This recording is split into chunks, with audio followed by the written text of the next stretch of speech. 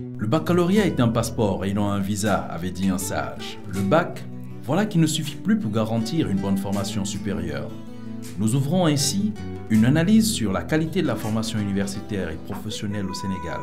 Certains acteurs du monde universitaire et professionnel ont fait le tour de la question. Un des défis auxquels l'enseignement supérieur du Sénégal fait face depuis quelques années déjà est l'accès à une formation efficiente et de qualité. À l'instar de la plupart des pays en voie de développement, le Sénégal a fait des efforts considérables pour le développement de son système éducatif depuis l'avènement des indépendances. Aujourd'hui, les institutions supérieures d'enseignement ont une mission, c'est de former les étudiants dont ils ont la responsabilité. Donc de leur donner un profil qui leur permette demain d'être employables, employabilité dans les entreprises ou auto-employabilité. Et ça, c'est le défi majeur. C'est le défi de l'insertion de tous ces gens qui vont être formés. De manière mécanique, les très importants efforts de scolarisation primaire et secondaire réalisés ces dernières années ont conduit à une forte hausse des effectifs étudiants dans les universités déjà saturées en termes de capacité d'accueil. L'augmentation des effectifs ne vient pas seulement du secondaire. Depuis la conférence de Jomtien, l'éducation pour tous a été un slogan qui a été développé et mis en œuvre par plusieurs pays, y compris le Sénégal. Donc l'éducation de base, les écoles élémentaires ont proliféré, les collèges de proximité ont proliféré. Évidemment, c'est arrivé dans le secondaire, dans les lycées. Et évidemment, le baccalauréat également, le nombre d'admis a augmenté. Figurez-vous que l'année dernière, on était déjà à 33 000 bacheliers. Cette année, on est à peu près à 42 000. Donc les flux sont arrivés dans le supérieur, alors que le supérieur n'était pas tout à fait préparé à recevoir ces flux-là. L'université a dépassé très largement sa capacité d'accueil de l'ensemble des étudiants, anciens et nouveaux, qui doivent accéder à l'université.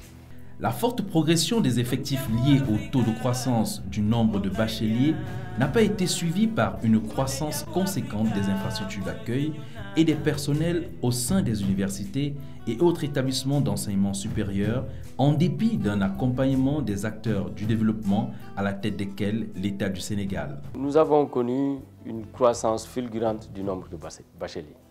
Quand je vous rappelle qu'en 2000, dans la session de 2000 du bac, on avait environ 9500 bacheliers. En 2010, c'est-à-dire 10 ans après, on en était à moins de 34 000. Et les structures d'accueil des établissements d'enseignement supérieur n'ont pas suivi ce rythme qui n'était pas planifié. Pourquoi? Vous l'avez dit. Il y a eu le PDF, le programme décennal d'éducation et de formation, déroulé sur 10 ans.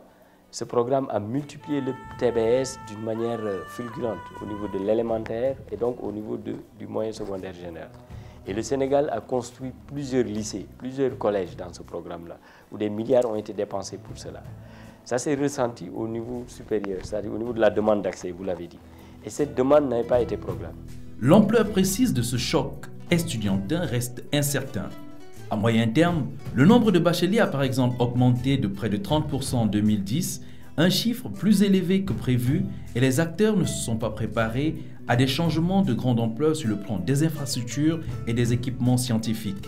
La qualité des enseignements prend en ce sens un coût et nécessite des moyens importants. Cette hausse des effectifs a créé une perturbation du dispositif puisqu'un certain nombre d'étudiants n'étaient pas en mesure d'être absorbés par les universités.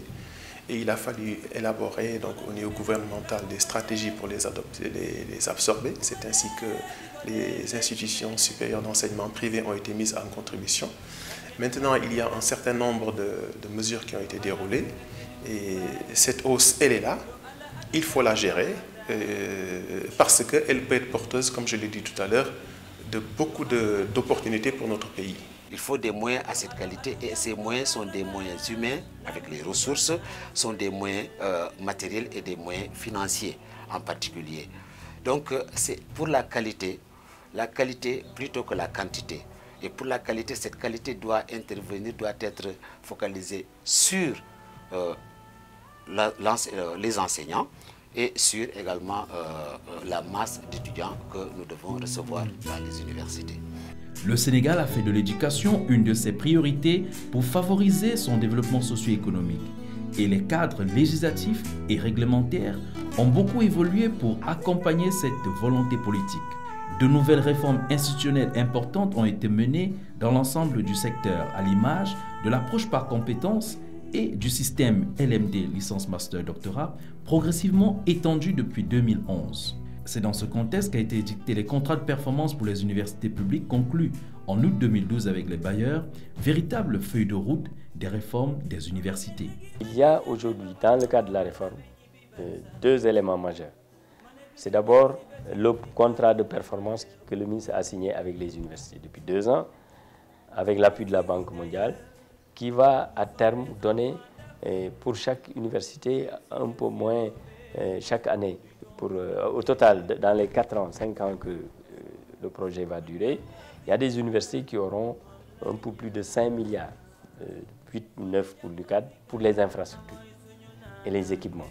La carte universitaire, composée uniquement de l'université Cheikh Anta Diop depuis l'indépendance et de l'université Gaston Berger depuis 1990, s'est élargie. La deuxième université de Dakar qui sera construite sur le site de Diamniadio, l'université du Sine Saloum à Kaolack, qui sera multisite, entre parenthèses, Kaolack, Kaffrine, Fatick et Diourbel.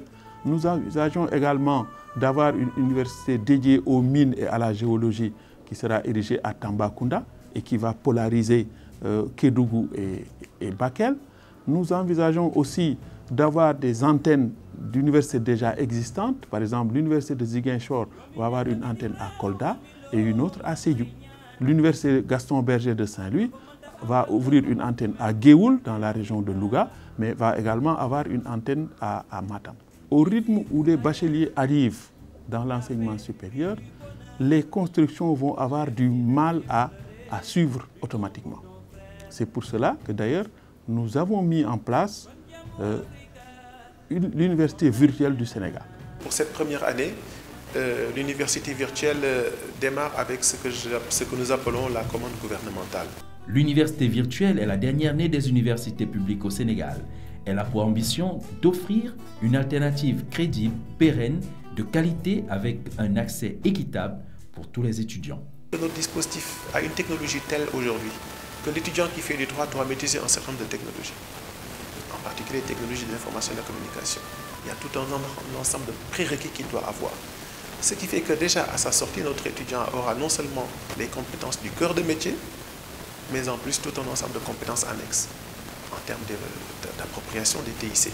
C'est déjà voir dans quelle mesure ce stock d'étudiants qui ont des profils littéraires, comment les mettre dans des formations que nous qualifions de paratechniques et paratechnologiques, qui vont les reformater pour leur donner des profils aptes à aborder certains métiers qui ne sont pas des métiers d'essence littéraire, mais qui sont plutôt d'essence technique et technologique. Au-delà de sa mission de résorber la difficulté liée à l'accès, l'UVS a pour ambition d'être une université de référence alignée aux standards internationaux. Les dirigeants et responsables des systèmes d'enseignement universitaire et professionnel, spécialistes et bailleurs de fonds, se préoccupent tous de la mise en place d'un appareil beaucoup plus adapté à l'enseignement technique professionnel et scientifique pouvant participer à la construction d'une élite forte. Ceci en réponse aux enjeux d'employabilité et de productivité de la main-d'œuvre sur le plan national et international. L'enseignement supérieur était trop centré sur les disciplines littéraires. Pour ne prendre que le cas de l'UCAD, qui compte à peu près 85 000 étudiants, la moitié se retrouvait en faculté de lettres. Donc nous voulons réorienter, c'est une des recommandations, c'est d'ailleurs la première des concertations, réorienter le système vers les STEM, c'est-à-dire l'enseignement des sciences, de la technologie, de l'ingénierie et des mathématiques. Nous avons pris donc, au niveau donc, du privé les dispositions nécessaires pour pouvoir accueillir donc, tous ces bacheliers qui ne peuvent pas être orientés dans les universités publiques. Et vous n'êtes pas sans savoir que depuis l'année dernière, l'État du Sénégal a fait confiance à l'enseignement supérieur privé en prenant la décision d'orienter un certain nombre de bacheliers. Aujourd'hui, une business school, une université, doit, pour relever un certain nombre de défis, absolument être sur une arène ou dans une arène de compétition internationale. Faire du benchmarking, être dans une logique globale d'échange, de partenariat, pour un peu tester aussi le niveau des savoirs et l'orientation qu'on donne au savoir. Et surtout dans les écoles de commerce, c'est important. La batterie des réformes a pour but de contribuer à élever des compétences et des capacités de production de la force de travail nationale et les possibilités de mettre en œuvre une démarche croissante équivalente de débouchés d'insertion professionnelle des jeunes diplômés. On se pose humblement la question de suivi et de contrôle de la qualité de formation dans ce paysage éclaté. Il fut un temps où, jusqu'à présent nous vivons une partie de cela, où à n'importe quel angle de rue, au Sénégal comme ailleurs, à Dakar comme ailleurs, vous trouvez un institut supérieur de formation avec diplômés de Paris, des trucs comme ça. Alors, vous voyez, il y a de cela 2 ans, l'État du Sénégal a mis en place l'autorité nationale d'assurance qualité. Les dispositifs de formation universitaire et professionnelle ont donc un nouveau garant de leur label d'assurance qualité des systèmes d'enseignement, l'autorité nationale d'assurance qualité des enseignements supérieurs, ANAQ-Sup. Désormais, l'État ne peut pas donner d'agrément définitif aux établissements privés sans l'avis technique de l'ANAQ après évaluation. D'ailleurs, cette année en juin, nous avons évalué 19 établissements qui ont demandé l'agrément de l'État et c'est après évaluation que nous avons donné notre avis technique. Ces accréditations-là permettent aux établissements de s'améliorer en apportant à chaque fois donc, des mesures correctives qui permettent en fin de compte également de satisfaire pleinement, entièrement, totalement tous ceux qui nous font confiance, je veux dire au niveau des établissements privés d'enseignement supérieur. Se faire accréditer est un processus long et coûteux. Pas étonnant que beaucoup d'universités professionnelles mettent en évidence leur label qualité pour répondre aux standards en la matière. Les accréditations aident et confirment qu'il y a une certaine qualité, mais une qualité n'est pas une fin en soi, c'est un processus d'amélioration continue. Donc il faut un label et demain un autre label.